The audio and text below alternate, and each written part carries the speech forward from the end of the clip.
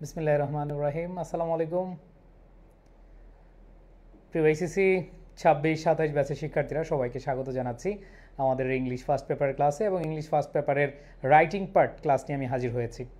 আমাদের EBI by TMS এর আয়োজিত একটানা 6 দিনের যে ক্লাস, সেই ক্লাসে আমাদের আজকে আমি শুরু করতে যাচ্ছি প্রথম ক্লাস। এবং ইবিআই বাই টিএমএস এমন একটি কোর্স, যেই কোর্সে বাংলা, ইংরেজি এবং আইসিটির সেরা সেরা সেরা সেরা টিচার প্যানেল নিয়ে আমরা সাজিয়েছি।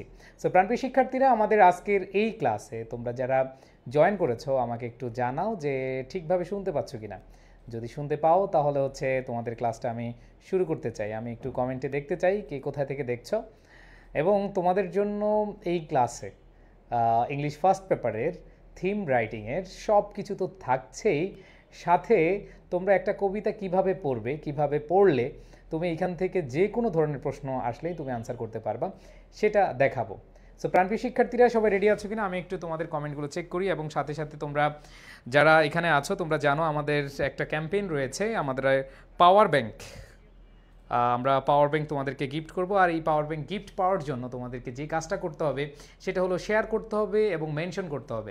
যারা শেয়ার করবে তাদের থেকে আমরা হচ্ছে পুরস্কার দেওয়ার জন্য সিলেক্ট করব, আর যারা মেনশন করবে তাদের জন্য আমরা পাওয়ার ব্যাংক গিফট রেখেছি। সো প্রাণপ্রিয় শিক্ষার্থীরা, আশা করি তোমরা প্রত্যেকে এখানে যারা আছো প্রত্যেকে হচ্ছে আমাদের এই ক্লাসটি দেখতে পাচ্ছ। আমি একটু সময় নিচ্ছি শেয়ার করে নিই, বাকিরা একটু শেয়ার করে দাও। আমাদের ইবিআই বাই টিএমএস এর আজকে প্রথম আয়োজন আমাদের ফ্রি ক্লাস। এই ফ্রি ক্লাসে আশা করি তোমরা প্রত্যেকে খুব ভালোভাবে তোমাদের যেখানে যেখানে ল্যাকিংস আছে সেই বিষয়গুলো বুঝতে পারবে। সো আমি চাইলে আজকে সহজ একটা টপিক দিয়ে শুরু করতে পারতাম, বিশেষ করে এইচএসসির সেকেন্ড পেপারে কিছু সহজ টপিক আছে, সেগুলো না পড়িয়ে তোমাদেরকে ফার্স্ট পেপারের রাইটিং পার্টটা কেন ধরলাম এবং কবিতা দিয়ে আমরা আজকে শুরু করব। তোমাদের যেখানে ভয়, সেই ভয়টাই আমাদের জয় করতে হবে। সো তোমাদের একেবারে ফার্স্ট পেপারের শেষের যে টপিকটা রাইটিং পার্টের থিম রাইটিং অথবা অ্যাপ্রিসিয়েটিং পোয়েম, তোমরা দেখো তোমাদের যে সিলেবাস আছে সেখানে কিন্তু আছে, তাই না? ওকে, নাকি এখনও দেখো নাই তোমরা? আশা করি তোমরা প্রত্যেকেই দেখেছো। আমরা তাহলে শুরু করব আমাদের এইচএসসির ফুল সিলেবাসের। এটা কিন্তু শর্ট সিলেবাসে ছিল না। যারা করোনার পর থেকে পরীক্ষা দিয়েছে, মানে এইচএসসি 25 ব্যাচ পর্যন্ত যারা ছিল, তারা কিন্তু এই যে থিম রাইটিং বা অ্যাপ্রিসিয়েটিং পোয়েম পড়েনি, বাট তোমরা কিন্তু পড়তে যাচ্ছ। কারা কারা শেয়ার করেছো? ভাইয়া পাওয়ার ব্যাংক জিততে চাই। যারা পাওয়ার ব্যাংক জিততে চাও তারা ধুমাইয়া শেয়ার করে দাও, ঠিক আছে? সো তোমরা এখানে অনেকে আই এডুকেশন পেজ থেকে যারা দেখছো, আমি তাদের কমেন্টগুলো দেখছি। এবং আই এডুকেশন পেজে যারা কমেন্ট করছো, মেনশন করছো, তাদেরকে আমি দেখতে পাচ্ছি। যেমন রিনি, ওমর রয়েছো, মাসুম রেজা রয়েছো, অনেকেই আছো এখানে নক করেছো। আমি ক্লাসে চলে যাব। তো তোমাদের থিম রাইটিং বা অ্যাপ্রিসিয়েটিং পোয়েমে আমি কিছু বেসিক আলোচনা করতে চাই। একবার শুরুর দিকে তোমাদের বেসিক আলোচনা করতে গেলে তোমাদেরকে আমি শুরুতেই দেখাবো হচ্ছে সামারি এবং থিমের পার্থক্য। তোমরা অনেকেই এইচএসসিতে সামারি লিখবা, তোমাদের এইচএসসিতে সামারি আছে। তোমরা জানো যে তোমাদের 3 নম্বর কোয়েশ্চেন, মানে হচ্ছে তৃতীয় যে প্যাসেজটা আসে, সেই তৃতীয় প্যাসেজ থেকে তোমাদের সামারি আসে। আর থিম রাইটিং এটা কোনো প্যাসেজ থেকে না, তোমাদের অ্যাপ্রিসিয়েটিং পোয়েম, মানে পোয়েম থেকে তোমরা হচ্ছে এই থিমটা লিখে থাকো। সো এখন প্রাণপ্রিয় শিক্ষার্থীরা, তোমাদের সবার উদ্দেশ্যে বলছি যে এইখানে আমরা যে বিষয়টা খেয়াল করব সেটা হলো আমাদের আজকের যে ক্লাসটি, এই ক্লাসটিতে আমরা একটু বেসিক আলোচনা দিয়ে মেইন আলোচনায় চলে যাব। সামারিতে আমাদের খেয়াল রাখতে হবে যে কোনো একটা প্যাসেজ বা কোনো একটা কবিতার যেই অংশটা আমরা এখানে উপস্থাপন করা থাকে, সেই উপস্থাপনা থেকে আমরা ছোট করে 3 ভাগের 1 ভাগ অথবা আমাদের কবিতার যেই মূল অংশটা সেটা আমরা লিখে থাকি। তবে সেক্ষেত্রে থিম এবং সামারির মধ্যে মেজর যে পার্থক্য, থিমটা একটু ছোট হয় আর সামারিটা একটু বড় হয়। তোমরা আশা করি সবাই জানো এই বিষয়টা। ভাই একটু আগে ক্লাস করে গেলাম। হ্যাঁ, অনেকে তোমরা এখানে যারা আমাদের অ্যাডমিশন কোর্সে আছো, অ্যাডমিশন কোর্সের স্টুডেন্টরা কমেন্ট করতেছো যে ভাই একটু আগে ক্লাস করে গেলাম। হ্যাঁ, তোমরা অনেকেই ক্লাস করে গেছো, ঠিক আছে। আচ্ছা, সো এখানে খেয়াল করে দেখো, আমি তোমাদের বিষয়টা বলবো। সামারিতে আমাদের কোনো একটা ঘটনা বা কোনো একটা গল্পের ঘটনা প্রবাহ, মানে একটার পর একটা জিনিস দিয়ে তুমি সাজিয়ে সামারিটা লিখো। আর থিমটা হলো তুমি যতটুকুই থাকুক, তুমি 50 থেকে 60 ওয়ার্ড বা লিখাই থাকে 50 ওয়ার্ডের মধ্যে তোমার লিখতে হবে। ওই থিমটা তুমি তোমার মতো করে ওই যে প্যাসেজ পোয়েম পড়েছ বা যা যা পড়েছ সেখান থেকে তুমি তোমার মতো করে সুন্দরভাবে উপস্থাপন করো, ঠিক আছে? এখানে কিন্তু আক্ষরিক অনুবাদটা বা আক্ষরিক বিষয়টা থাকে না যে ভাইয়া আমি ওই প্যাসেজ থেকে হুবহু জিনিসগুলো বর্ণনা করলাম না, এটা তুমি তোমার মতো করে এক্সপ্রেস করবা, ঠিক আছে? এবং এখানে মানে হচ্ছে লেখক কি বলতে চেয়েছে সেটাই হচ্ছে থিম। কি বলতে চেয়েছে ছোট আকারে প্রকাশ করাটাই হচ্ছে কি থিম। ওকে, তো আসো আমরা তাহলে একটু মেইন আলোচনায় যাব। আমি আজকে কোন কবিতাটা পড়াবো দেখি গেস করতে পারো কিনা। আমি আজকে কোন কবিতাটা পড়াবো দেখি, আমি একটু কমেন্টে তোমাদের কাছ থেকে জানতে চাই যে তোমরা গেস করতে পারো কিনা, যে কমেন্ট থেকে আমি হচ্ছে দেখে ফেলছো না? আচ্ছা ঠিক আছে, সমস্যা নেই। আমি একটু তোমাদের কাছ থেকে কমেন্টে যাওয়ার আগে আমি একটু বলবো যে কে কোন কবিতাটা এক্সপেক্ট করছো। আচ্ছা, সো আমি প্রথম যে কবিতাটা সেটা হচ্ছে ভালোবাসার গল্প, I love you. I love you একটা পয়েম আছে তোমাদের, তোমরা জানো তাই না আই লাভ ইউ গল্পটা। সো শুরুর দিকে এত ভালোবাসা আমরা দিব না, কারণ এত ভালোবাসা দিতে গেলে তোমাদের মনোযোগ অন্যদিকে চলে যাবে। সো আই লাভ ইউ পড়বো না, আমরা হচ্ছে আমাদের যাদেরকে ভালোবাসি সেই ভালোবাসার মানুষকে নিয়ে আমরা হচ্ছে আজকে একটা পয়েম পড়বো, ঠিক আছে? ভালোবাসার মানুষকে বাট যাকে আমরা এক্সপ্রেস করতে পারি না সেই মানুষটাকে নিয়ে আমরা হচ্ছে পয়েমটা শুরু করব। সো প্রাণপ্রিয় শিক্ষার্থীরা অনেকক্ষণ সময় নিয়েছি, আমি দেখতে পাচ্ছি সবাই শেয়ার করো নাই, কেউ কেউ করেছো, বাট সবাই একটু শেয়ার করে দিলে ভালো লাগবে। আসো আমরা হচ্ছে দোজ উইন্টার সানডেজ, রবার্ট হেইডেনের একটা বিখ্যাত কবিতা দেখতে পাচ্ছি এবং এইটা খুবই খুবই ইম্পর্টেন্ট। তোমরা যারা এসএসসি 26, 27, 28 বা পরবর্তীতে যারা আসবে, যদি তোমাদের বইতে থাকে এইখানে যেই কবিতাটা আছে এটা খুবই ইম্পর্টেন্ট। অনেকে ড্রিম দিয়েছো না, ড্রিমটা মোটামুটি সবাই কোনো না কোনোভাবে পড়েছ, কোনো না কোনো টিচার পড়িয়েছে। সো আমরা ড্রিমটা পড়বো না, আমরা হচ্ছে দোজ উইন্টার সানডেজ এইটা পড়বো। আরেকটা পয়েম আছে আই লাভ ইউ, একটা poem I love the. So এইটা আমরা আজকে শুরু করছি না, আমরা শুরু করি হচ্ছে দোজ উইন্টার সানডেজ। তো আসো আমরা একটু খেয়াল করি, তোমরা অনেকে কমেন্টে দিয়েছো, সো কমেন্টে একটু বলো কারা কারা মেনশন করেছো আমাদের পাওয়ার ব্যাংক যারা জিততে চাও। দেখো আমরা পাওয়ার ব্যাংক দিচ্ছি, অনেকের ক্লাস করতে করতে মোবাইলে চার্জ চলে যায়, সো যাতে করে পাওয়ার ব্যাংকটা কাজে লাগাতে পারো। ওকে, আচ্ছা আসো আমরা এমনভাবে পড়বো নিজেরাই যেন থিম লিখতে পারি। দেখো আমাদের থিম হচ্ছে 50 ওয়ার্ডসের মধ্যে থাকে, 50টা ওয়ার্ডের মধ্যে আমাদের থিমটা থাকে। সো এই থিমটা আমাদের পারার জন্য আমাদের পুরো কবিতাটা বুঝতে হবে। এবং এই কবিতা বোঝার জন্য আমি তোমাদের বলবো যে তোমরা শুধু এইচএসসিতে ভালো করতে চাও এরকম না, তোমরা অ্যাডমিশন টেস্টও ভালো করতে চাও, তাই না? তোমরা এখানে যারা আছো প্রত্যেকে অ্যাডমিশন টেস্ট, বিশ্ববিদ্যালয়ে ভর্তি পরীক্ষা ভালো করতে চাও না?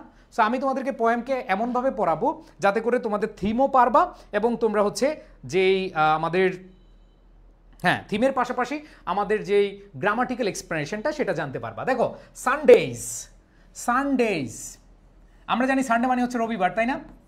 সো এইটা মোটামুটি সবাই জানি। এই সানডেজ দ্বারা কি বোঝাচ্ছে? প্রতি রবিবার। সানডেজ দ্বারা এটা বোঝাচ্ছে কি? প্রতি রবিবার। আসো এই সেন্টেন্সটা যেহেতু কবিরা তাদের নিজের মন মতো করে নিজেরা যা ভালো মনে করে যেভাবে মাথায় আসে সেভাবে লিখে দেয়, আমরা সেভাবে না, আমরা আসলে গরিব মানুষ, আমরা বাঙালি মানুষ, আমরা ইংরেজিকে সেকেন্ড ভাষা হিসেবে বা সেকেন্ড ল্যাঙ্গুয়েজ হিসেবে আমরা ইউজ করে থাকি। সো আমরা এভাবে না বলে আমরা এই সেন্টেন্সটাকে একবার সহজভাবে বলার চেষ্টা করি। এটা হচ্ছে আমরা সাবজেক্ট এখানে পাচ্ছি মাই ফাদার।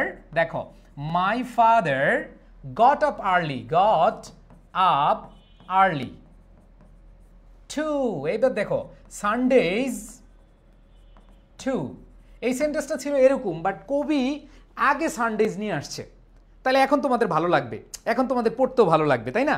বলা আছে মাই ফাদার। দেখো ভাইয়া সবাই একটু খেয়াল করে দেখো, মাই ফাদার, মাই হচ্ছে পসেসিভ অ্যাডজেক্টিভ, ফাদার এখানে হচ্ছে নাউন। মাই ফাদার আমার বাবা, এই যে এখানে দেখো পসেসিভ অ্যাডজেক্টিভের পরে নাউন গট, গট আপ। আমরা জানি গেট আপ মানে হচ্ছে ঘুম থেকে উঠা, ঘুম থেকে উঠা, গেট আপ থেকে গট আপ। যেহেতু কবি তার কথাগুলো ব্যক্ত করছেন, এটা অতীতকাল দিয়ে তিনি বলছেন, এখানে বলা আছে Sundays to my father got up early. এটা যেই কথা, এই সেন্টেন্সটা যদি আমরা একটু সহজ ভাষায় সিম্পল ওয়েতে আমাদের বাংলা ভাষায় বাংলিশ ভাষায় যদি আমি বলি, মানে আমরা যেটা শিখে আসছি এটা বলতে পারি। সাবজেক্ট হচ্ছে my father got up early Sundays too, তার মানে আমার বাবা গট আপ ঘুম থেকে উঠে আর্লি একেবারে সকালে সানডেজ টু। এই সানডেজ মানে হচ্ছে প্রতি রবিবার। দেখো আমাদের জাতীয় বন্ধ সপ্তাহে কি কোন দিন বলো তো? আমাদের জাতীয় বন্ধ, আমরা যে বন্ধ পাই, ঠিক আছে, আমাদের যে উইকেন্ড পারি, আমরা উইকডে পাই বা আমরা যে বন্ধ পাই, এই বন্ধটা এটা কি বার? সবাই একটু কমেন্টে জানাও, বলো একটু, সবাই কমেন্টে জানাও। Yes, thank you. আমরা সবাই এইখানে যারা আছি সবাই জানি যে আমাদের প্রতি শুক্রবারে জাতীয় বন্ধ থাকে, তাই না? বাট অন্যান্য কান্ট্রিতে, বিশেষ করে ডেভেলপড কান্ট্রি অথবা অমুসলিম যেই দেশ, সেই দেশগুলোতে রবিবার থাকে বন্ধের দিন। রবিবার থাকে কি বন্ধের দিন। সো প্রাণপ্রিয় শিক্ষার্থীরা, আমি আবার বলছি, তোমাদের এই পয়েন্টটা আমি এমনভাবে পড়াবো, বিশ্ববিদ্যালয়ে ভর্তি পরীক্ষায় তোমার প্রশ্ন আসলে তুমি পারবা। তোমাদের যে থিম আছে 8 মার্কসের, 8 মার্কের, এই 8 মার্কের থিম তুমি নিজে বানিয়ে লিখতে পারবে ইনশাল্লাহ। তুমি জাস্ট কবিতাটা বুঝো। আর যদি কেউ বলো ভাইয়া একটু দ্রুত পড়ান, তাড়াতাড়ি পড়িয়ে শেষ করে দেন, আমি এটা পড়াতে 7 থেকে 8 মিনিট লাগবে। বাট আমি তোমাকে এমনভাবে পড়াচ্ছি, গ্রামাটিক্যালি এক্সপ্লেন করে দিচ্ছি। এই যে মাই, হিজ, হার, দেয়ার, আওয়ার, এগুলো হচ্ছে পজিটিভ অ্যাডজেক্টিভ। আর ফাদার হচ্ছে কি নাউন। তাহলে নাউন এর আগে পজিটিভ অ্যাডজেক্টিভ, মানে পজিটিভ অ্যাডজেক্টিভের পরে নাউন বসে। এখানে got up verbal phrase, get up মানে হচ্ছে ঘুম থেকে উঠা, আর ঘুম থেকে উঠেছিল এটা হচ্ছে তার বাবার কাহিনী, তিনি হচ্ছে অতীতকাল দিয়ে বর্ণনা করছেন। এবার দেখো গেট আপ বা got up early Sundays too, যে আমার বাবা প্রতি রবিবারেও তাড়াতাড়ি ঘুম থেকে উঠে। বুঝাতে পেরেছি? আচ্ছা, ওকে, আমার বাবা প্রতি রবিবারও কি করে ঘুম থেকে উঠে। একজন বলছে ভাইয়া ভিডিও কোয়ালিটি কেন খারাপ? আচ্ছা, আমাদের হুট করে আমাদের যেই মেইন প্যানেল এটা নষ্ট হয়ে গিয়েছিল, সো আমরা এটা আজকে আরেকটা প্যানেল নিয়েছি। সো এই জন্যই আমাদের স্টুডিও সেটআপে একটু প্রবলেম আছে। আমি জানি না তোমরা ঠিকভাবে দেখতে পাচ্ছ কিনা, না দেখতে পারলে একটু কষ্ট করে দেখো, হ্যাঁ? আচ্ছা, আমি বড় করে দিলাম, এবার আশা করি তোমরা ক্লিয়ারলি বুঝবা। দেখো, আচ্ছা এবার আসো, তাহলে এই লাইনটা সবাই ডান, প্রথম লাইন সবাই বুঝতে পেরেছো কিনা? তাইলে এইখানে কবি কি বলেছেন, যে আমার বাবা প্রতি রবিবারও ঘুম থেকে উঠে। তার মানে তার বাবা প্রতিদিনই উঠে, সেটা স্যাটারডে, তারপর হচ্ছে Monday, Tuesday, Wednesday, Thursday, Friday, প্রতিদিনই উঠে কাজের জন্য। বাট যেদিন বন্ধ, এই যে সানডে, প্রতি রবিবারও তিনি ঘুম থেকে তাড়াতাড়ি উঠেন। বুঝাতে পেরেছি? প্রতি রবিবারে কি ঘুম থেকে তাড়াতাড়ি উঠেন। এবার দেখো কি বলেছে, অ্যান্ড এবং পুট অন, মনে রাখবা পুট অন লিখে নাও। পুট অন মানে হচ্ছে পরিধান করা, কাপড় পরা বা পরিধান করা, পরিধান করা, ঠিক আছে? যে অ্যান্ড পুট অন পরিধান করেন বা পরেন, যে আমরা জামা কাপড় পরি, ঠিক আছে? সো পরিধান করেন হিজ ক্লথ। দেখো হিজ ক্লথ, সো এখানে আমরা যে জিনিসটা পাচ্ছি, প্রথম সেন্টেন্সে বলা হয়েছে যে আমার বাবা রবিবারেও এসেও, মানে বন্ধের দিনেও তিনি তাড়াতাড়ি উঠেন। স্বাভাবিকভাবে আমরা যারা হচ্ছে কর্মজীবী, আমরা হচ্ছে শুক্রবারটাকে আমরা বন্ধের দিন, বিশেষ করে কর্মজীবী না, তোমরা যারা স্টুডেন্ট রয়েছে তোমরাও কিন্তু বন্ধের দিনে একটু বেশি ঘুমানোর চেষ্টা করো, সকালে একটু দেরিতে ওঠার চেষ্টা করো, ঠিক আছে? ওকে, সো এখানে যে জিনিসটা আমরা পাচ্ছি সেটা হলো and foot his clothes on. Foot on মানে হচ্ছে পরিধান করা। কি পরিধান করে? হিজ ক্লথ, তার জামা কাপড়গুলো। In the blue black cold, blue black, blue মানে কি নীল, ব্ল্যাক মানে কি কালো। তার মানে এখানে ব্লু ব্ল্যাক মানে হচ্ছে নীলছে কালো, নীলছে কালো, ঠিক আছে? তার মানে এই যে নীলছে কালো, এটা তারা বুঝাচ্ছে হচ্ছে এই যে নীলছে কালো, এরপর হচ্ছে কোল্ড শীত। এই নীলছে কালো এটাকে আমরা রূপক অর্থে যদি বলি, নীলছে কালো শীতকে বলে কনকনে শীত, কনকনে শীত। খেয়াল করে দেখো ভাই আপুরা, দেখো আমাদের এইখানে এই কবিতায় কবি প্রথম এক্সপ্রেশন করেছেন যে আমার বাবা প্রতি রবিবারও ঘুম থেকে তাড়াতাড়ি উঠেন, and foot on his clothes, তার জামা কাপড় পরেন বা জামা কাপড়গুলো পরেন, in the blue black cold. Blue black এটার আক্ষরিক অর্থ যদি আমরা বলি, আক্ষরিক অর্থ হলো নীলছে কালো, আর ব্লু ব্ল্যাক কোল্ড এখানে বুঝিয়েছে কনকনে শীত। এখানে কি বুঝিয়েছে? কনকনে শীত। ভাইয়া এখন ক্লিয়ার দেখা যায় বলো তো? ওকে, আবার বলছি, আমাদের এখানে যেখানে ক্লাস নিচ্ছি এই প্যানেলটা আমাদের যেটা ছিল সেটা নষ্ট হয়ে গেছে হুট করে, অনেকদিন ব্যবহার করার পরে। সো এটা আমরা হুট করে এটা আবার নিয়েছি, মানে হচ্ছে এখনো সেট আপ রেডি করিনি আমরা। সো এইখানে তোমাদের বলবো যে তোমরা অবশ্যই এই জায়গাটা একটু বোঝার চেষ্টা করবা। ওকে, ক্লিয়ার? আচ্ছা, সো আমি এখানে যে জিনিসটা দেখতে পাচ্ছি, তোমরা এখানে বলছো ভাইয়া ক্লিয়ার? ওকে, তাহলে এখানে দেখো কি বলেছে যে এই যে কনকনে শীতের মধ্যেও তিনি কি কাপড় পরিধান করেন। স্বাভাবিকভাবে আমরা জানি যে ছুটি পাইলে আমরা কম্বলের নিচে কম্বল মুড়ি দিয়ে ঘুমাই শীতকালে, তাই না? বাট উনি এটা করেননি। এরপর দেখো কি বলেছে, দেন এরপর উইথ ক্র্যাকড হ্যান্ডস। আচ্ছা, শীতকালে ঠোঁট ফাটে কার কার? ঠোঁট ফাটে। অনেকের আবার দেখবা যারা কর্মজীবী তাদের দেখবা পা ফেটে যায়, পা ফেটে যায়, তাই না? গরমকালে কি ফাটার সম্ভাবনা আছে? এই যে লিপ জেল, লিপ জেল কখন চলে বেশি বলো তো? এই যে মেরিল জেল, এটা কখন চলে? গরমকালে নাকি শীতকালে বলো তো একটু?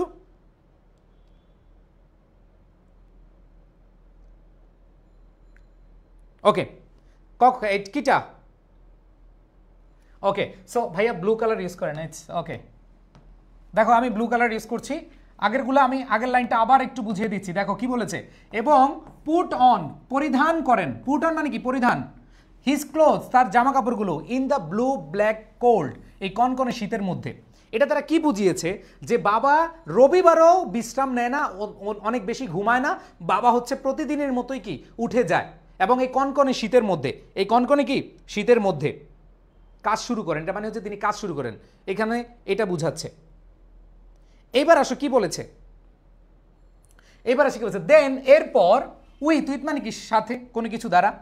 Cracked hands, what is mean by cracked hands? খেয়াল করে দেখো, উইথ ক্র্যাকড হ্যান্ডস এটা হচ্ছে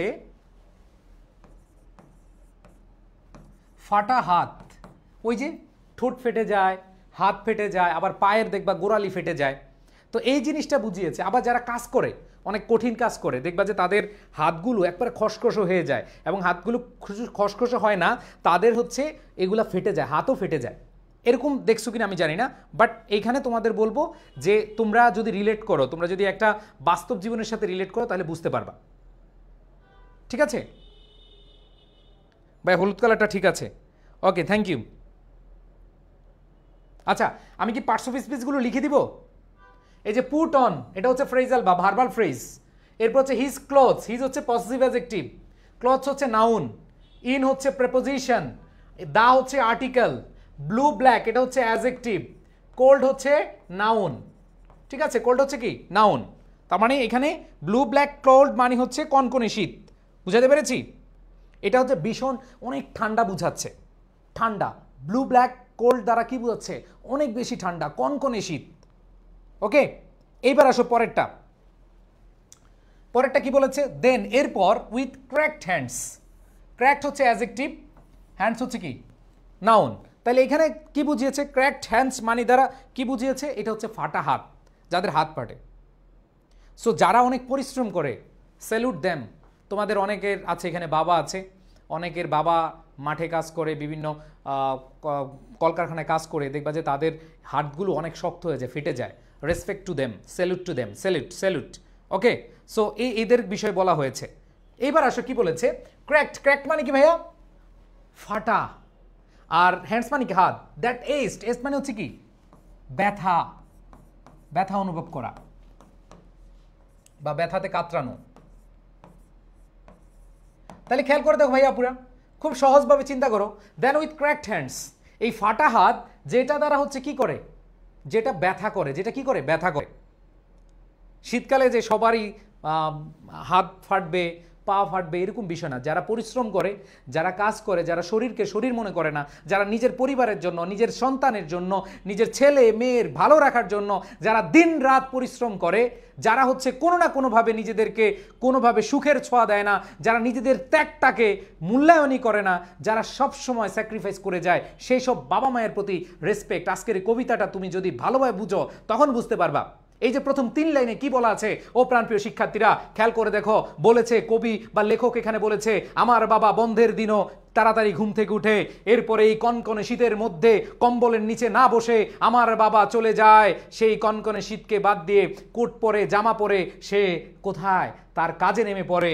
দেন এরপর উইথ ক্র্যাকড হ্যান্ডস, এই যে তার যে হাত, হাতের বর্ণনা দিচ্ছে, তার যে ফাটা হাত, এই ফাটা হাতটা ব্যথায় কাতরায় ফ্রম লেবার। এই যে এই ফাটা হাত কেমন হয়? ঠান্ডার কারণে হয় না, লেবার মানে হচ্ছে কি? কাজ। তার এই কাজের জন্য এটা হয়। ইন দ্য উইকডে, উইকডে মানে কি কাজের দিন, উইকডে মানে কি কাজের দিন, ওই যে 6 দিন, বাকি 6 দিন যে কাজ করে ওই কাজের করতে গিয়ে তিনি যেই পরিশ্রম করেন এই পরিশ্রমের কারণে তার হাতে ফাটল ধরে। ঠিক আছে, বুঝছো? থিম 8-এ 8 পাবা, তুমি জাস্ট মনোযোগ দাও, যেভাবে পড়াচ্ছি যেভাবে শুনছো জাস্ট মনোযোগ দাও, আমি সেভাবে তোমাদেরকে দেখাবো ইনশাআল্লাহ। তো দেখো প্রাণপ্রিয় শিক্ষার্থীরা, যে ইন দ্য উইকডে, ও ভাইয়া পুরা খেয়াল করে দেখো, এইখানে যখন আমরা দেখব একজন বাবা তার উইকডেতে, তার মানে কর্ম ঘন্টার সময় বা কর্মের দিন যখন কাজ করেন, এই কাজ করতে করতে তার হাত ফেটে যায়, এবং শীতের সময়, এই শীতের সময় হাত ফাটা, ঠোঁট ফাটা, এই যে ফাটার বিষয়টা অনেক অনেক বেশি হচ্ছে, কষ্ট দেয়। তোমরা অনেকে দেখতে থাকবে, অনেকেই শুনে থাকবে যে শীতকালে কেউ একজন যদি বাইক অ্যাক্সিডেন্ট করছে বা কারো পা কেটে গেছে, কারো হাত কেটে গেছে, দেখবা যে কি যন্ত্রণা, ওই যন্ত্রণায় সে হচ্ছে এমন কাতরায়, তোমার দেখলেও কি লাগবে, কষ্ট লাগবে। এইখানে বলেছে ওই সব বাবারা, যেই বাবারা হচ্ছে উইকডেতে কাজ করে, কাজ করতে করতে তাদের হাত ফেটে যায়, তারা ব্যথায় কাতরায়। তারপর দেখো ওয়েদার মেড। প্রাণপ্রিয় শিক্ষার্থীরা খেয়াল করে দেখো, খুব ইজিলি চিন্তা করো, আমি তোমাদের বলছি কবিতাগুলো আমি এভাবে পড়ায় দিব যাতে করে তোমাদের জন্য সুবিধা হয়। ঠিক আছে, ওকে, তাহলে খেয়াল করে দেখো, ওয়েদার মেড, ওয়েদার মানে কি আবহাওয়া, মেড মানে তৈরি করা। তার মানে ওই যে উইকেন্ডে, সরি উইকডেতে যে তার যে আবহাওয়ার মধ্যে কাজগুলো করেন, এই শীতের মধ্যে কাজগুলো করেন, কর্ম পরিস্থিতি এটা অবশ্যই প্রতিকূল, এটা অনুকূল না। তিনি যেখানে কাজ করেন, তিনি ওই যে এসি ছেড়ে এরপরে চেয়ারে বসে পায়ের উপরে পা দিয়ে উনি কিন্তু কাজ করেন না, উনি হচ্ছে কষ্টের পরিশ্রম করেন। এই জন্য ওয়েদার, তার আবহাওয়াটা এমন একটা জিনিস যে সে হচ্ছে ব্যথায় কাতরায় এবং সে হচ্ছে শারীরিকভাবে কোনো না কোনোভাবে সে হচ্ছে আক্রান্ত হয়। ওকে, এইবার আসো কি বলেছে, ব্যাংকড ফায়ার্স ব্লেজ। খেয়াল করে দেখো প্রাণপ্রিয় শিক্ষার্থীরা, একটু এতটুকু লাইন, এই 4টা লাইন সবাই বুঝছো কিনা আমাকে একটু বলো, এই 4টা লাইন বুঝছো কিনা, কি বলেছে, মূল ভাবটা বুঝছো কিনা, সবাই মূল ভাবটা বুঝছো কিনা?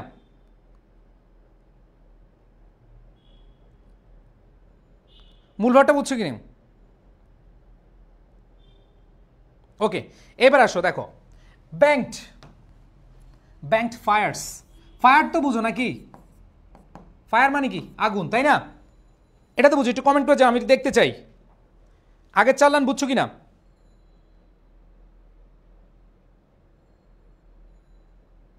এবার আসো দেখো, ব্যাংকড ফায়ার্স মানে আগুনকে চাপ দিয়ে, বিশেষ করে তোমরা দেখবা যে শীতকালে তোমরা গ্রামের বাড়িতে দেখবা যে অনেক বাড়িতে বা অনেক রাস্তাঘাটে অনেক কিছু নিয়ে, কাঠ বা হচ্ছে খড়কুটো নিয়ে তারপর হচ্ছে আগুন জ্বালা, শীতে মানে শীতের কালে রোদ মানে আগুন ধরায় এবং আগুন পোহানো। সো এখানে যে জিনিসটা ব্যাংকড ফায়ার্স ব্লেজ, এখানে ব্যাংকড মানে কি, একটু তোমরা অনেকে বলবা যে ভাইয়া আমি কি সবগুলোর গ্রামাটিক্যাল এক্সপ্লেন করে দেবো, যেমন ফ্রম হচ্ছে প্রিপোজিশন, লেভার হচ্ছে নাউন, ইন হচ্ছে প্রিপোজিশন, দা হচ্ছে আর্টিকেল, উইকডে হচ্ছে নাউন, ওয়েদার হচ্ছে সাবজেক্ট বা নাউন, মেড হচ্ছে আমরা ভার্ব। সো এখানে খেয়াল করে দেখো, ব্যাংকড ফায়ার্স এটা হচ্ছে অ্যাডজেক্টিভ, ভার্বের 3 নাম্বার রূপ। ব্যাংকড ফায়ার্স, ফায়ার্স মানে কি আগুন, তাই না? আর ব্যাংকড এটা হচ্ছে আগুনকে চাপা দিয়ে রাখা, যেমন কোনো একটা আগুনকে চাপ দিয়ে বা অনেক কাঠ দিয়ে তারপর হচ্ছে কি করে আগুনটা বের করে। তো এখানে বলেছে ব্লেজ মানে হচ্ছে জল করা, জল করা। তো এইটা বুঝাচ্ছে একটা দৃশ্য, এমন একটা দৃশ্য যে কোনো একটা কিছু দিয়ে আগুনটা জ্বালানো বুঝাচ্ছে। And then no one ever thanked him, no one কেউই এভার থ্যাঙ্কড হিম কখনো তাকে কি দেয় না, ধন্যবাদ জ্ঞাপন করে না, কখনোই তাকে কি করে না, ধন্যবাদ জ্ঞাপন করে না। এইটা এই যে প্রথম 5 লাইন দিয়ে কবি বুঝাতে চেয়েছেন বা লেখক বুঝাতে চেয়েছেন যে তার বাবা বন্ধের দিনও কি কাজ করছে বলতে সে আজকে অফিসে যায় নাই, সরি সে আজকে কর্মক্ষেত্রে যায় নাই, সে জামা কাপড় পরে তারপরে তার এই যে ক্র্যাকড হ্যান্ডস, ফাটা হাত নিয়ে সে হচ্ছে কি করছে, আগুন জ্বালাচ্ছে। নো ওয়ান এভার থ্যাঙ্কড হিম, কেন আগুন জ্বালাচ্ছে বলো তো?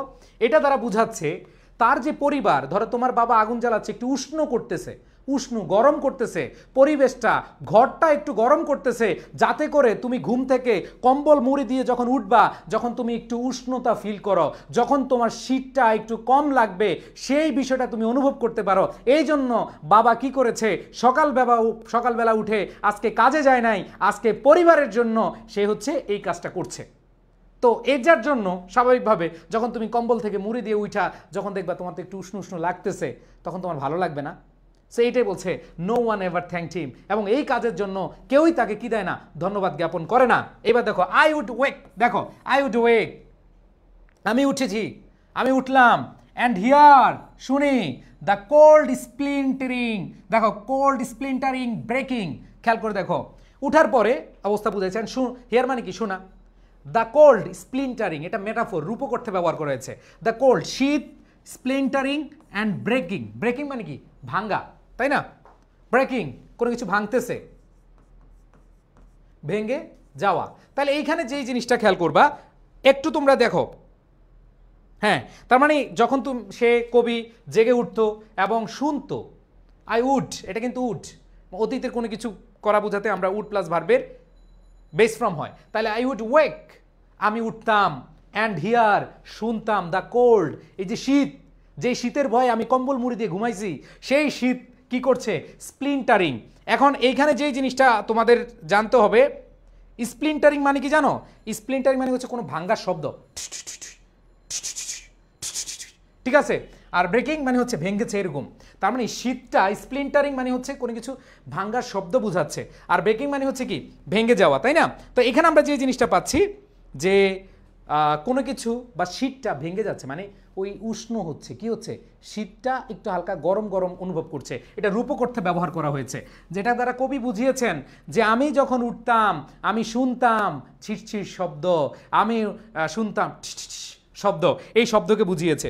এরপরে দেখো কি বলেছে, ওয়েন যখন, দ্য রুমস এই যে রুমস মানে কক্ষগুলো, আর ওয়ার্ম, ওয়ার্ম মানে কি উষ্ণ, যে যখন এই কক্ষগুলো গরম হতো, হি উড কল তখন তিনি ডাকতেন, তখন তিনি কি ডাকতেন। তার মানে এটা তারা কি বুঝিয়েছে জানো, যে কম্বল মুড়ি দিয়ে তুমি শুনতেছো কি যেন যেন আওয়াজ হচ্ছে, কি জানি কি আওয়াজ হচ্ছে, আর তোমার কাছে একটু গরম গরম ভাব লাগতেছে, ঠিক আছে। ওই যে আমরা বলি না যে শরীরে একটা জোশ আইছে না, শরীরে একটা ভাব আইছে না, তো ব্যাপারটা হচ্ছে এরকম যে এইখানে তুমি কি করতেছো, তুমি নিজ থেকে বুঝতেছো যে না কিছু একটা ঘটতেছে, কিছু একটা শব্দ হচ্ছে, ঠিক আছে। এরপরে খেয়াল করে দেখো, when the rooms were warm যখন কক্ষগুলো গরম হয়, উষ্ণ হয়, হি উড কল তিনি তখন ডাকতেন, তিনি তখন কি ডাকতেন। বুঝছো ব্যাপারটা ভাই, যাদের বাবা এরকম পরিশ্রম করে আজকে হচ্ছে পা ছুঁয়ে দোয়া নিয়ে নিবা যে বাবা অনেক কষ্ট করো, থ্যাংক ইউ বাবা। এই যে এখানে কবি কিন্তু আফসোস করছে, আসো আজকে পুরোটা আমি বুঝিয়ে দিব, সমস্যা নেই। এবার বলো এতটুকু ক্লিয়ার কিনা, এই 7 লাইন 3 4 5 6 7 এই 7 লাইন সবাই ক্লিয়ার কিনা, কারো কোনো প্রবলেম থাকলে বলো আমি বুঝিয়ে দিব, সবাই ক্লিয়ার কিনা।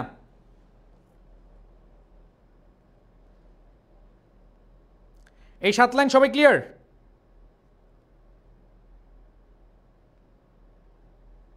ডান ডান।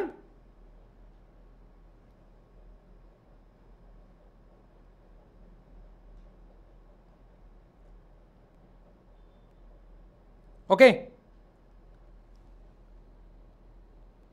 এবার আসো পরেরটা, অ্যান্ড স্লোলি এবং খুব ধীরে ধীরে, আই উড রাইজ আমি খুব ধীরে ধীরে উঠতাম, আস্তে আস্তে একটু কোনো না কোনোভাবে একটু উঠতাম, তাহলে আই উড রাইজ আমি উঠতাম, ঠিক আছে, স্লোলি ধীরে ধীরে আই উড রাইজ আমি উঠতাম। অ্যান্ড ড্রেস এই ড্রেস এখানে নাউন না, এটা ভার্ব, খেয়াল করে দেখো এই উডের পরে ভার্বের বেস ফ্রম এবং অ্যান্ডের আগে যাওয়া পরেও কি তা, এই অ্যান্ডের আগে ভার্বের বেস ফ্রম পরে হচ্ছে কি ভার্বের বেস ফ্রম। অনেকে এটা নাউন ধরবা কিন্তু এটা নাউন না, এটা হচ্ছে ভার্ব, কারণ ড্রেস এখানে হচ্ছে পরিধান করা, জামা কাপড় পরা বুঝাচ্ছে। তাহলে এখানে বলেছে স্লোলি ধীরে ধীরে আই উড রাইজ আমি উঠতাম, অ্যান্ড ড্রেস আমি জামা কাপড় পরতাম, আমি জামা কাপড় পরতাম। এরপর দেখে বলেছে fearing the chronic angers of that house, খেয়াল করে দেখো ফিয়ারিং মানে হচ্ছে কি ভয় পাওয়া, দ্য ক্রনিক একটু খেয়াল করে দেখো ভাই 2 নাম্বার লাইনটা বুঝিনি, আমি আবার পড়ায় দিব, কি নাম, তবিদাস পাড়া কেন্দ্র, এটা আবার কি নাম রে ভাই, বুঝিয়ে দিব 2 নাম্বার লাইনটা, তাই তো।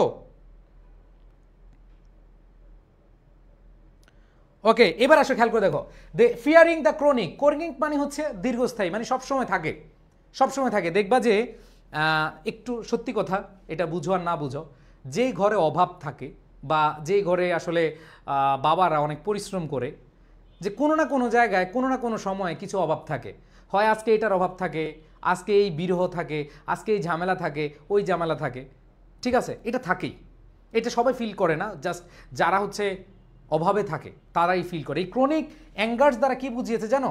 এটা বোঝাচ্ছে একটা মানে ভেতর ভেতর একটা চাপা মানে রাগ, অভিমান, এরকম বিষয়গুলো বোঝাচ্ছে।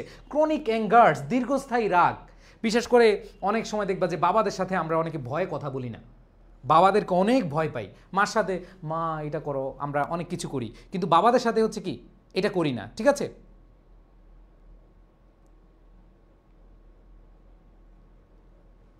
আচ্ছা ক্লাস কি ঠিক আছে? সবাই কি দেখতে পাচ্ছ?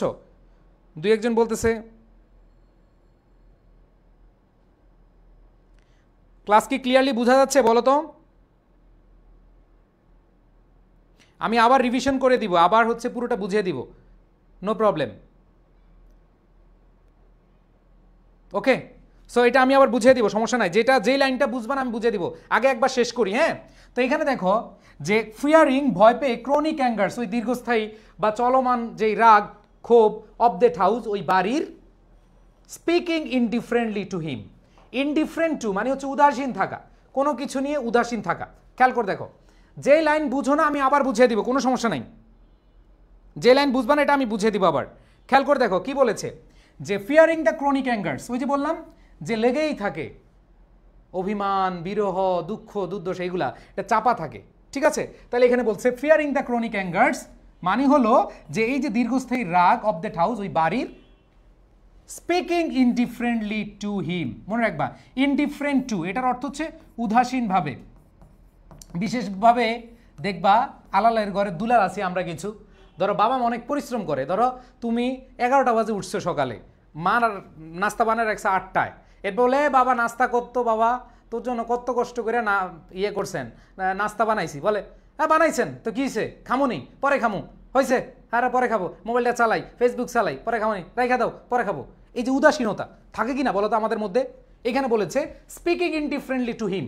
আমরা বাবাদের সাথে এরকম উদাসীনভাবে কথা বলি, এরে পড়াশোনা কেন, হ্যাঁ পড়বনি, আপনি খালি এরকম করেন কারণ আপনার কি কোনো কাজ নাই, খালি আমারই দেখেন, খালি আমারই দেখেন, আপনি আপনার কাম করেন তো, বলা হয় কিনা বলো?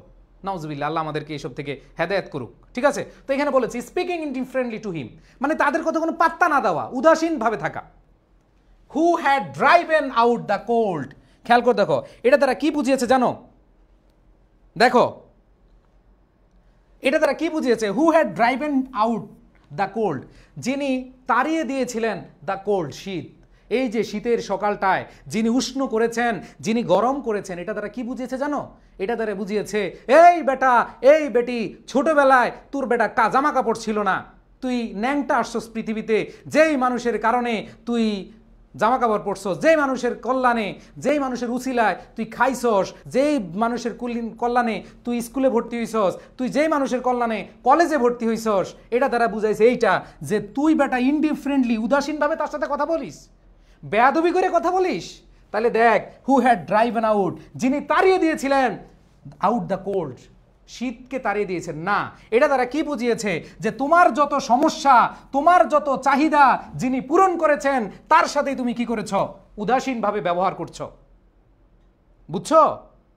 সো ভাইয়েরা আমার, প্রাণপ্রিয় শিক্ষার্থীরা, খেয়াল করে দেখো এই যে আমরা অনেকেই আছি আমাদের বাবা মায়ের সাথে কথা বা হচ্ছে কথাবার্তায় উদাসীন থাকি, অন্যরকমভাবে কথা বলি। এটা দ্বারা বুঝিয়েছে কবি, যে কবি বুঝাচ্ছে যে হ্যাঁ আমি সেই বাবার সাথেই ইনডিফারেন্টলি, উদাসীনভাবে কথা বলেছি, যেই বাবা আমার জীবনের সকল অভাব, আমার জীবনের সকল চাহিদা, আমার জীবনের যত দুঃখ দুর্দশা যিনি কি করেছেন, তাড়িয়ে দিয়েছিলেন, যিনি আমার সকল কিছু নিজের করে, নিজের স্বার্থের বাইরে গিয়ে যিনি সকল কিছুকে সম্ভব করেছেন, সেই মানুষটার সাথে আমি উদাসীনভাবে কথা বলছি। তাহলে বুঝছো এটা দিয়ে? এবার আসো পরেরটা, and polished my good shoes. Polished, ওই পলিশ তো বুঝো নাকি? জুতা মুছা তো বুঝো, জুতা পালিশ, ঠিক আছে, জুতা পরিষ্কার, পালিশ জুতা পরিষ্কার। তাহলে কি বলেছে যে and polished my good shoes, যে আমার জুতাগুলো কি করেছে। দেখবা ছোটবেলায় আমাদের বাবা মা কি করে, জুতাগুলো সুন্দরভাবে স্কুল ড্রেস পরায়া জুতাগুলো সুন্দরভাবে মুছা দেয়। এটা তারা কি বুঝিয়েছে যে আমি সেই মানুষ, যেই মানুষ বাবাকে পাত্তা দেই নাই, যেই মানুষটার কল্যাণে আমি জীবনে সব পেয়েছি, যেই মানুষটা আমার জুতাগুলো কি করে দিয়েছে, মুছে দিয়েছিল। অ্যাজ ওয়েল মানে জুতাগুলোও, আমার জুতাগুলোও কি করেছে, ঠিক আছে, আমার জুতাগুলো কি মুছে দিয়েছিল। What did I no, what did I no, খেয়াল করে দেখো, হোয়াট ডিড আই নো, আমি কি, খেয়াল করো, আমি কি জানতাম, হোয়াট ডিড আই নো, আমি কি জানতাম, এখন আফসোস করতেছে। দেখো কি বলছে, এটা তার কি আফসোসের সুর বুঝাচ্ছে, আফসোস, যে হোয়াট ডিড আই নো, আমি কি জানতাম, what did I know of love's অর্চার। দেখো এই জায়গাটা একটু বুঝার আছে। দেখো এই যে লাভস মানে হচ্ছে ভালোবাসার, ভালোবাসা, অ্যাপোস্ট্রোফি এস, ভালোবাসার, ভালোবাসার, অর্চার মানে হচ্ছে কি কঠোরতা, ভালোবাসার মধ্যে কঠোরতা থাকে না, বাপ মা সব কিছু দেয় তারপর একটু কঠিন থাকে। অ্যান্ড লোনলি অফিসেস, এইখানে খেয়াল করে দেখো, লোনলি অফিসেস, এখানে অনেক বলো ভাইয়া অফিস মানে কি, অফিস মানে কি কোনো কিছু না, অফিস মানে হচ্ছে এটা হচ্ছে দায়িত্ব, দায়িত্ব বা কর্তব্য। অফিস দ্বারা কি বোঝাচ্ছে, দায়িত্ব কর্তব্য বোঝাচ্ছে। দেখবে যে আমরা অফিস করি, অফিসে কি করি, অফিসে গিয়ে কি গল্প করি না, আমরা হচ্ছে অফিসে দায়িত্ব কর্তব্য কি করি, পালন করি। তো এখানে খেয়াল করে দেখো প্রাণপ্রিয় শিক্ষার্থীরা, আমি যদি তোমাদের কমেন্টগুলো পড়ি তোমরা বুঝতে, আমি একটু পরে কমেন্ট নিয়ে যেটা যেটা বুঝো না আমি বুঝিয়ে দিব, ঠিক আছে। দেখো এখানে কি বলেছে, লাভ অর্চার, অর্চার মানে হচ্ছে কি কঠোরতা, যে ভালোবাসার কঠোরতা, আমি কি জানতাম, আমি কি জানতাম এই ভালোবাসার কঠোরতা। অ্যান্ড লনলি অফিসেস, এই যে একাকিত্বের দায়িত্ব কর্তব্য, এই যে একাকী, তোমাকে বুঝতে দেয় না, একাকী একাকী সে তিনি হচ্ছে দায়িত্ব পালন করে গেছেন, এই জিনিসটা তিনি বুঝিয়েছেন। তার মানে এখন বাবা মা হয়তো কখনো তোমাকে বলে না যে বাবা আমি তোমাকে ভালোবাসি, ঠিক আছে, তারা হচ্ছে নীরবে একাকী দায়িত্ব পালন করে যায়, তাদের ভালোবাসার মধ্যে থাকে কঠোরতা, তাদের কঠোরতার মধ্যে থাকে ভালোবাসা। সো প্রাণপ্রিয় শিক্ষার্থীরা এখন বলো, এখন বলো তোমরা জাস্ট একটা জিনিস বলো যে এইখানে কোন জায়গাটা বুঝতেছো না, কোন কোন লাইন বুঝতে পারতেছো না, আমি তোমাদেরকে বুঝিয়ে দিব ইনশাআল্লাহ, আমি তোমাদেরকে বুঝিয়ে দিব। 2 নাম্বার লাইন যে বুঝে না সে একটু খেয়াল করে দেখো, বলছে প্রথম লাইন বলছে যে আমার বাবা শীতকাল এই বন্ধের দিনও, রবিবার বন্ধের দিনও কি করছেন, তাড়াতাড়ি উঠছেন এবং জামা কাপড় পরছেন in the blue black cold, কনকনে শীতের মধ্যে। এই কনকনে শীতের মধ্যে তারা কি বুঝিয়েছে জানো, কনকনে শীতের মধ্যে তারা বুঝিয়েছে বাবা পারতেন। খেয়াল করে দেখো এই কনকনে শীতের মধ্যে বুঝাচ্ছে যে বাবা হচ্ছে পারতেন, আজকে বন্ধ ছুটির দিন তিনি শুয়ে থাকতে পারতেন কম্বল মুড়ি দিয়ে, কিন্তু তিনি হচ্ছে সেটা করেননি, তিনি হচ্ছে কনকনে শীতের মধ্যে উঠেছেন কি করার জন্য, উষ্ণতা দেওয়ার জন্য, তিনি আজকে বিশ্রাম করেন নাই, এটা বুঝিয়েছে। এবার আসো তারপরে 6 নাম্বার লাইন, 1 2 3 4 5 6, আচ্ছা আমি পুরোটা করে দিই, পুরোটা একবার রিভিশন দিয়ে দিই, হ্যাঁ তাহলে সুবিধা হবে। এরপর আমরা থিম লিখবো, ঠিক আছে, আচ্ছা এরপর আমরা থিম লিখবো। আসো প্রথম 4টা লাইন দ্বারা কি বুঝিয়েছে, মানে প্রথম 5টা লাইন দ্বারা কি বুঝিয়েছে দেখো, এই প্রথম স্তবকে আমাদের কি বুঝিয়েছে যে বাবা হচ্ছে বন্ধের দিনও তাড়াতাড়ি উঠতেন এবং এই কনকনে শীতের মধ্যে তিনি কি করতেন, জামা কাপড় পরিধান করতেন, পরিধান করে কি করতেন, এই ক্র্যাকড হ্যান্ডস, সে যে কাজ করতো, সে যে ওইখানে ফ্রম লেবার, তিনি যে কাজ করতেন, যে 6 দিন, একদিন বন্ধের দিন, আর যে 6 দিন কাজ করতেন, এই কাজ করতে গিয়ে তিনি তার যে হাত ফাটতো, ঠিক আছে, স্বাভাবিকভাবে হাত ফাটা মানে কি একটু অসুস্থ হওয়া, তিনি ওই অসুস্থতার দিন কি করেন নাই, বিশ্রাম নেন নাই, এটা বুঝিয়েছে। দ্যাট ইজ যেটা ব্যথা ব্যথা অনুভব করে, ঠিক আছে। এরপর বলেছে ফ্রম লেবার, কাজ থেকে, ইন দ্য উইকডে মানে ওই কার্য দিবসের দিন, যেদিন যেদিন তিনি কাজ করতেন, কলকারখানা ফ্যাক্টরিতে বা যেখানে কাজ করতেন, মাঠে ঘাটে যেখানে কাজ করতেন, ওইখানে যে আবহাওয়ার মধ্যে তিনি কাজ করতেন, তার হাত ফেটে যেত, তিনি ব্যথায় কাতরাতেন, তিনি তারপরও কি করেন নাই, বিশ্রাম নেন নাই।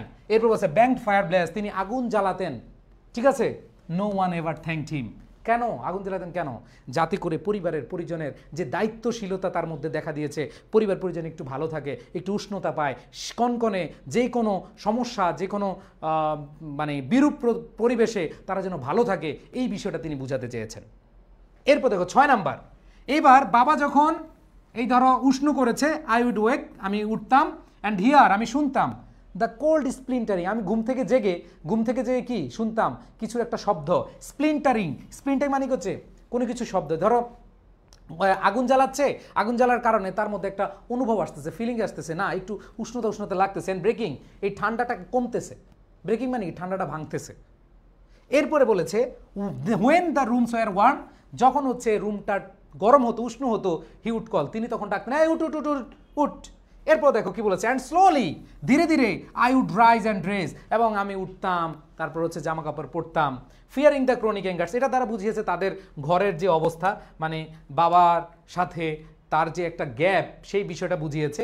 এরপর বলেছে স্পিকিং ইনডিফারেন্টলি টু হিম, যে বাবার সাথে হচ্ছে উদাসীনভাবে কথা বলা হইতো, এবং কার সাথে কথা বলা হইতো এটা আফসোস করতেছিল কবি আফসোস করতেছিল, who had driven out the cold, যিনি আমার বাড়ি থেকে, যিনি আমাদের এখান থেকে শত দুর্দশা, শত ঠান্ডা কি করেছেন, মুছে দিয়েছিলেন।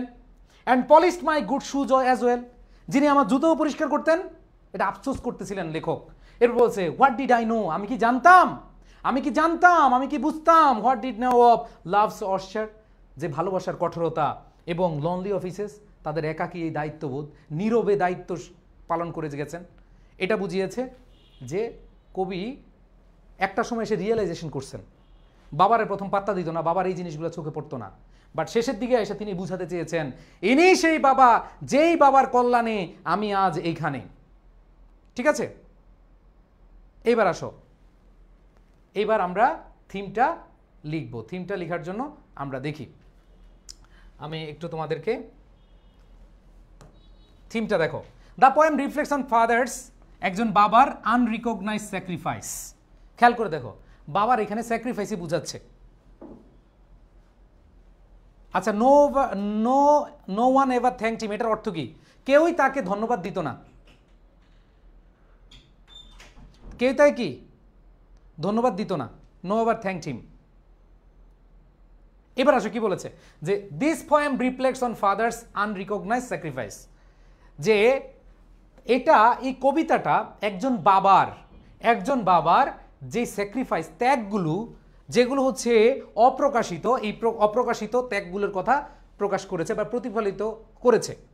ওয়ার্কিং হার্ড, অনেক পরিশ্রম করছে, ইভেন ইন সানডেজ টু, যে এবং রবিবারও, to keep the house warm and comfortable, যে তার আজকে বাইরে কাজ নাই, সে বাড়িতে আজকে তাড়াতাড়ি উঠে তার বাড়ি কিভাবে, তার বাড়ির পরিবারের মানুষকে কিভাবে ভালো রাখা যায়, কিভাবে তাদেরকে আরাম দেওয়া যায়, কিভাবে তাদেরকে উষ্ণ রাখা যায়, সেটা নিয়ে চিন্তা করতেন। The speaker recalls his own indifference as a child, যে তখন এই যে কবি বলছে যে তিনি যে উদাসীন ছিলেন, এই যে ছোটবেলায় তিনি যে উদাসীন ছিলেন, সেটা বলেছেন unaware of the depth of his father's love, তার বাবার যেই ভালোবাসা, তার বাবার যে ভালোবাসার গভীরতা, এই গভীরতা তিনি কি করছেন, তিনি তখন উদাসীনতা ছিলেন, তিনি পাত্তা দিতেন না। এইবার আসো পরে কি বলেছে, ভাই জুম করেন, আচ্ছা জুম করছি, আচ্ছা জুম করলে একটু, হ্যাঁ জুম করলে এটা একটু ছোট করতে হবে, তাহলে জুম করলে সুবিধা হবে।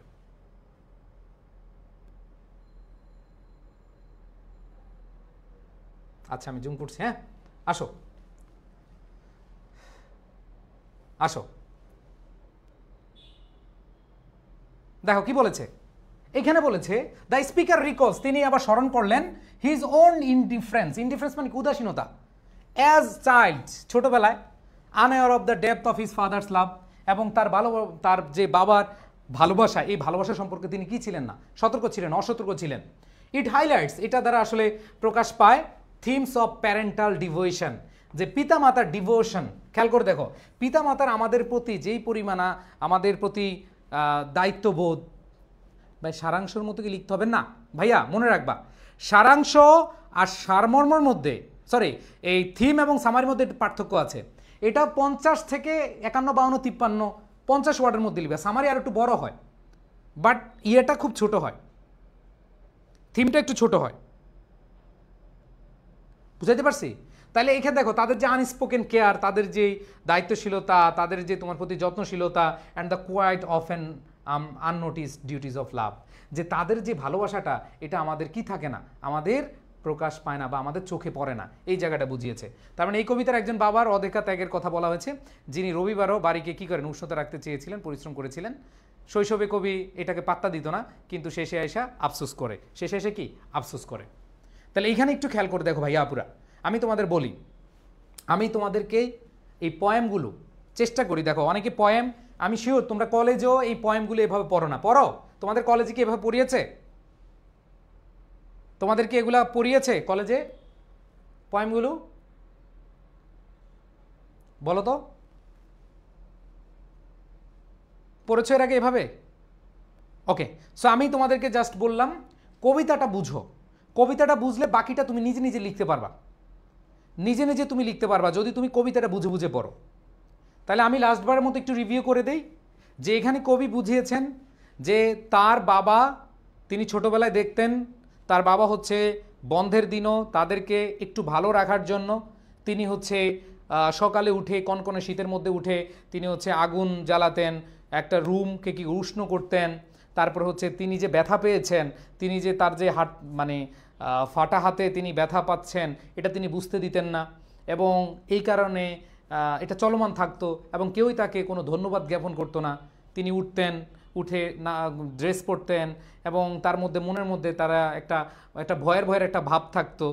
এরপরে একটা সময় তিনি ইনডিফারেন্ট উদাসীন থাকতেন, দূর পাত্তা দেয় না, পাত্তা না দেওয়া ভাব, এরকম বাবা মার সাথে আমরা করে থাকি, জীবনে এগুলো করবা না, ঠিক আছে। এরপরে কি হইলো, এরপরে তিনি এক সময় রিয়েলাইজ করলেন, তিনি আফসোস করলেন, হায় রে কি করিলাম কি করিলাম কি ভাবিলাম। তাদের এই কঠোরতার মধ্যে ভালোবাসা, তাদের যে নীরবে আমার প্রতি যে অফিস মানে কি দায়িত্ববোধ, এই যে দায়িত্ববোধ করেছে, দায়িত্বশীলতা দেখিয়েছে, আমি তো বুঝি নাই, বুঝছো?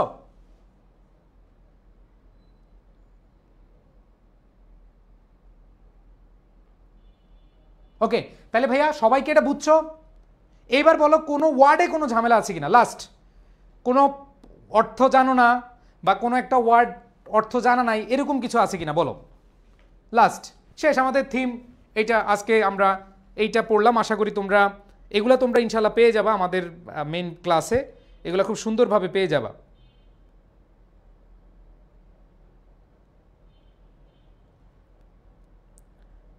ওকে, কোনোটার পার্টস অফ স্পিচ জানতে হবে যে ভাই এটার পার্টস অফ স্পিচ কি। যেমন এখানে আই উড লাইক, উড হচ্ছে মডাল অক্সিলারিজ, এরপরে ওয়াইক হচ্ছে ভার্ব, হিয়ার হচ্ছে ভার্বের বেস ফর্ম, দা হচ্ছে আর্টিকেল, কোল্ড, এই যে কোল্ড নাউন, স্প্লিন্টারিং এটা হচ্ছে past present participle, verb plus ING, নাউনকে মডিফাই করতেছে, নাউন কিভাবে হচ্ছে সেটা দেখাচ্ছে, ভার্ব প্লাস আইএনজি এটা হচ্ছে present participle, breaking present participle, when হচ্ছে কনজাংশন, দ্য রুম হচ্ছে সাবজেক্ট বা নাউন ফ্রেজ, ওয়ার এটা হচ্ছে অক্সিলারি ভার্ব, ওয়ার্ম হচ্ছে অ্যাডজেক্টিভ, ওয়ার্ম হচ্ছে কি অ্যাডজেক্টিভ, উষ্ণ বোঝাচ্ছে।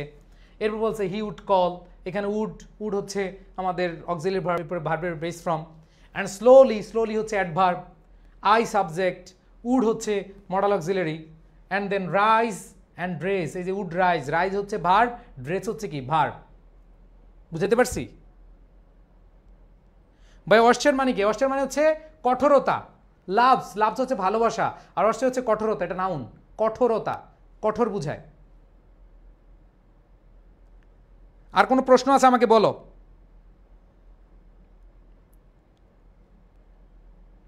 ওকে, এরপর দেখো আমি সবগুলো বলে দিচ্ছি, তোমরা একটু মনোযোগ দাও। ফিয়ারিং হচ্ছে প্রেজেন্ট পার্টিসিপল, অবস্থা বোঝাচ্ছে। ফিয়ারিং দ্য ক্রনিক অ্যাঙ্গার্স, ক্রনিক দীর্ঘস্থায়ী, অ্যাঙ্গার্স মানে রাগ অভিমান ক্ষোভ। এরপর অফ দ্যাট হাউস, এখানে হাউস হচ্ছে কি নাউন। স্পিকিং ইনডিফারেন্টলি, স্পিকিং বলতে কি বুঝায়, এই যে বাক্যের শুরুতে যদি আমাদের এরকম থাকে কমা দিয়ে, এটা হচ্ছে প্রেজেন্ট পার্টিসিপল হয়। স্পিকিং ইনডিফারেন্টলি টু হিম, যে উদাসীনভাবে তার সাথে কথা বলা। এবার রিলেটিভ প্রোনাউন, হ্যাড ড্রাইভেন হচ্ছে ভার্ব, তারপর হচ্ছে the cold noun phrase, and polished, এই যে পলিশড হচ্ছে আমরা এখানে তোমরা অনেকেই জানো জুতা পলিশ করা, তাই না? জানো কি না নাকি? হ্যাঁ, পলিশড হচ্ছে কি, পলিশড মাই গুড শুজ মানে আমার জুতা পলিশ করেছিলেন, পরিষ্কার করেছিলেন, মুছেছিলেন। As well, what did I know, আমি কি করিলাম, কি জানিলাম, কি ভাবিলাম, এরকম বোঝায়। লাভস ভালোবাসার অশ্চার কঠোরতা, এই ভালোবাসার কঠোরতা বলতে কি, বাবা মা এই যে তাদের শাসন ভারণের মধ্যে এত কিছু ভালোবেসে গিয়েছে আমাদেরকে, এত ভালোবাসা দিয়ে গেছে, এগুলো আমি বুঝি নাই, এগুলো আমি কি বুঝি নাই। তারপর দেখো অ্যান্ড লোনলি অফিসেস, তাদের এই যে নীরবে, লোনলি মানে কি একাকী, একাকী নীরবে। অফিসেস মানে কি দায়িত্ব কর্তব্য, অফিসে মানে কি দায়িত্ব কর্তব্য। ওকে, সো আমি মোটামুটি এই জিনিসগুলো তোমাদেরকে ধরাইয়া দিলাম। একটু বলো সব বুঝছো কিনা, পুরোটা বুঝছো কিনা?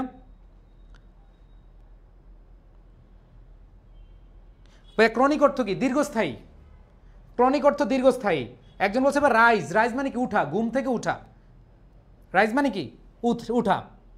উইকডে মানে কি কার্য দিবস, কর্মদিবস, কর্মের দিন, কাজের দিন, সহজভাবে লিখো কাজের দিন।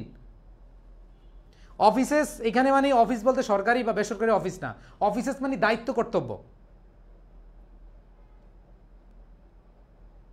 বা অশ্চার কোন parts of speech? Noun. Positive অ্যাডজেক্টিভের পরে কি বসে? নাউন বসে। আর কার কোনো প্রশ্ন আছে?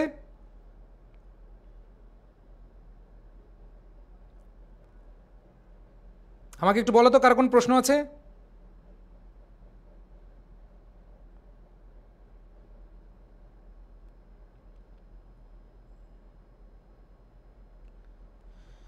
ওকে, সো যারা আমাদের ইবিএ কোর্সে আছো তাদেরকে পিডিএফ দিয়ে দেব ইনশাল্লাহ।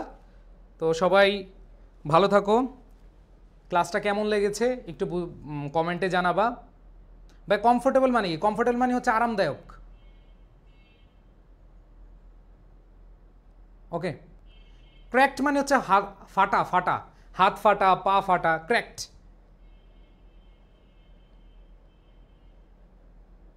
আর কোনটার অর্থ জানার দরকার আছে তোমাদের? আমাকে বলতে পারো। ফাটা, কারোটার দরকার আছে বলো।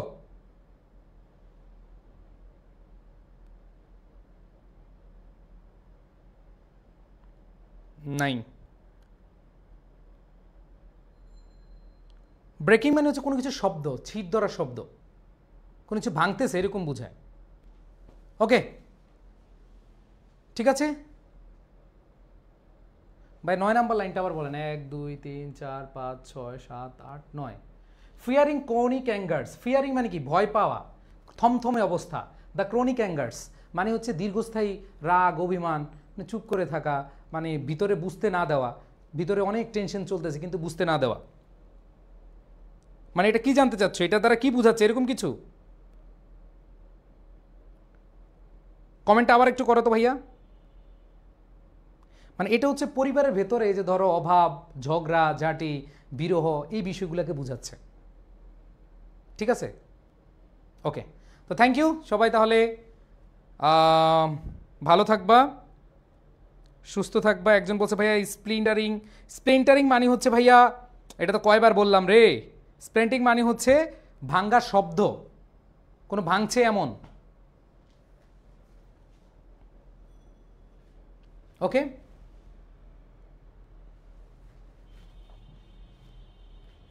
আর কোনো প্রবলেম আছে ভাইয়া? কমফোর্টেবল মানে কি? যে আমি বাংলা দিয়ে দিয়েছি ভাইয়া। আনরিকগনাইজ মানে হচ্ছে অদেখা, কমফোর্টেবল মানে হচ্ছে কি? আরামদায়ক। ঠিক আছে, আর কি অর্থ জানো না? ইনডিফারেন্স মানে উদাসীনতা। আর ডিভোশন মানে কি? যত্ন, সেবা, সেবা। আনস্পোকেন কেয়ার মানে হচ্ছে নীরব যত্ন। ওকে, ঠিক আছে। তো সবাই ভালো থাকো। ওই যে যেতে চাই তবু যেতে দিতে চাচ্ছ না।